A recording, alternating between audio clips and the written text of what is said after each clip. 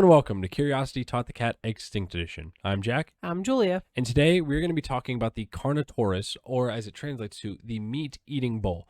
Now, the Carnotaurus is probably a dinosaur that a lot of people are going to be familiar with. It's probably up there in the top five of probably one of the most recognized dinosaurs, at least one of the most recognized meat-eating dinosaurs. And it's appeared in all sorts of media, which we will get into later. But jumping in, this is going to be a creature that a lot of people probably are already going to know about. So the Carnotaurus lived during the late Cretaceous periods, somewhere between 71 and 69 million years ago. And it lived in South America, and this is where it has been found. So it lived in an environment of estuaries, tidal flats, and coastal plains with dry and humid periods and also rainfall periods. And it probably lived in areas similar to things like lungfish, turtles, crocodiles, lizards, and snakes. So it lived in this kind of environment. And we know it's from South America because this is where we have found the single well-preserved skeleton of it. So we've only found one skeleton, but it was almost complete. It was almost a complete skeleton, which is why we know so much about the anatomy of it and things like that. Yeah. So the Carnotaurus is what's called a theropod. So theropods, the how they're classified. So it's going to be bipedal creatures. So walked on two legs. They have hollow bones, 3 claws on each limb. They're flesh eating. And so these are going to include things like the T-Rex, the Allosaurus, the Giganotosaurus, the Therizinosaurus. So these are examples of theropods. And it's one of those where you think hollow bones and the looks of them, the way they walk, somehow they're depicted, and you can kind of understand how they are ancestors to modern birds. So the skeleton of this, the one Carnotaurus that we found, it was found in 1984 in Argentina and rocks from the La Colonia Formation. So like I mentioned earlier, the skeleton is extremely well preserved and articulated, which means it was still connected together. And the only thing missing was the posterior 2/3 of the tail, much of the lower leg, and the hind feet that were destroyed by weathering. But other than that, it was a complete skeleton. And unusual for most skeletons, it actually was preserved with extensive skin impressions. Yep. And getting into now how it looks, and now you can see with these the pictures we have behind us, there's going to be some differences in some of the renditions. But that goes to say with a lot of dinosaurs. Yes, this was still one that was extremely well preserved, and we have a very good understanding of how it looked. There's still a little bit because we only have the skeleton. We don't have the muscle. We don't have the skin. We don't have the fat. All we have is bone. So there can still be a little bit of leeway when it comes to what we think it might have looked like. But one of the big traits right off the bat, so it is called the Carnotaurus, the meat-eating bull. That is because it had thick horns above its eyes. And this is unlike any other theropods, really. It's unseen in all carnivorous dinosaurs. And it's a very deep skull sitting on a muscular neck.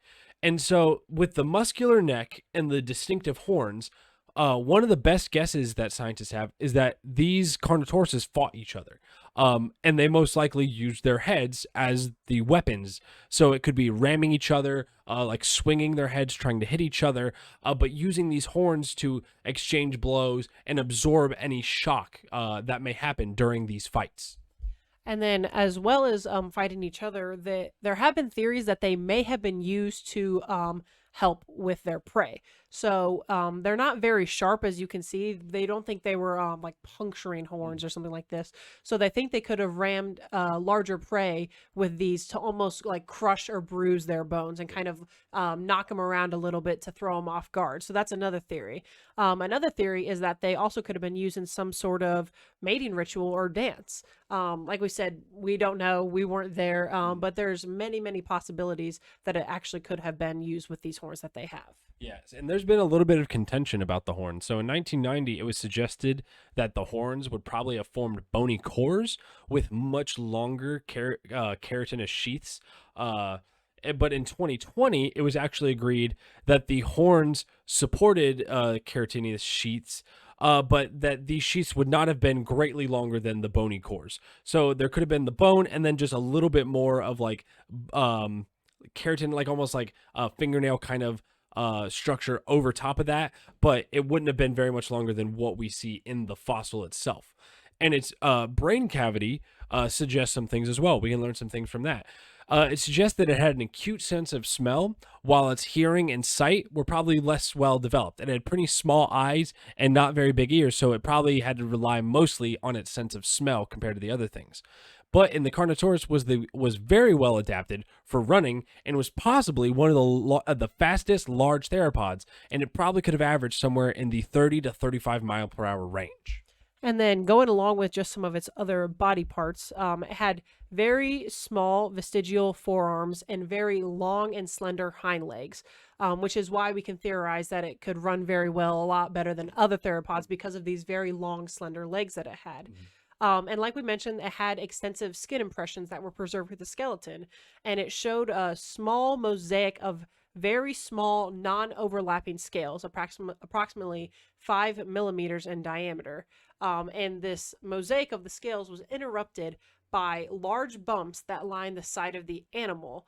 And there were actually no hint of feathers with this animal. Again, there could be more research done, and we're not sure. But in the skin impression itself, they don't think it had any feathers. Yeah, and if you look in some, obviously not this picture, but in some of the pictures of the renditions of the Carnotaurus, like here, you can see these bumps that are on the back of the Carnotaurus. Those are called osteoderms, and we see them in a lot of other creatures as well. And a lot of dinosaurs are depicted this, where they have these kind of osteoderms, these bumps on their skin.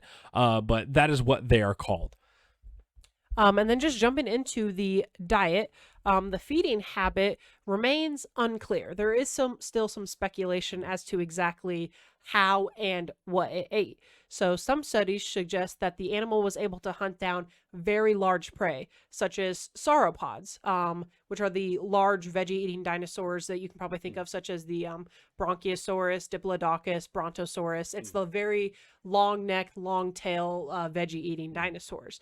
Other studies show that it preyed mainly on relatively small animals. So we're not really sure. It could have gone both ways. It could have been one or the other, but there's still some discussion about that. Yeah, one of the things that they used to help support the fact that it might have eaten smaller prey is that its jaw had a high degree of flexibility. So think almost like modern snakes.